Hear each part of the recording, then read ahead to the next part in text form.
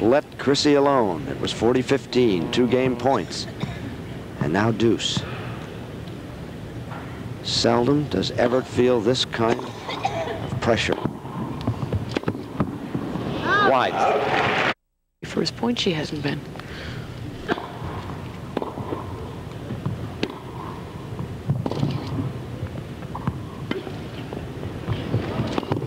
And Chris Evert has it in the history of the game. And this woman, Chris Evert, 1972. She beat in the final Australian Kerry Melville Reid, 7-5, 6-4. 73. She beat Nancy Ritchie, the Texan, 6-3, 6-3. 74. Chris lost to Ivan Gulagang, the Australian, 6-3, 6-4. 75. Chris beat Martina Navratilova, 6-4, 6-2. And last year, Ivan took back the title, 6-3, 5-7, 6-3. But every year of this championship, Evert has been in the final.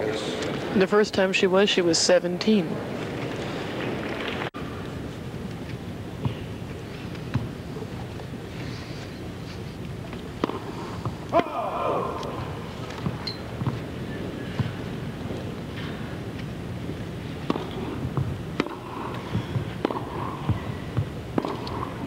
A winner from Evert.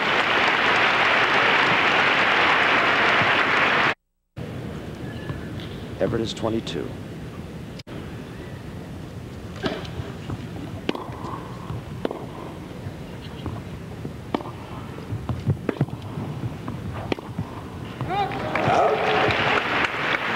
That again now this year. The only thing is when she hits hard, she can hit 10 times as hard as she could as a kid.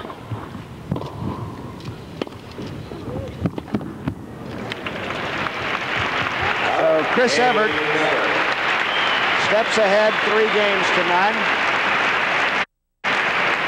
In Madison Square Garden, I would think about 10 or 11,000 people.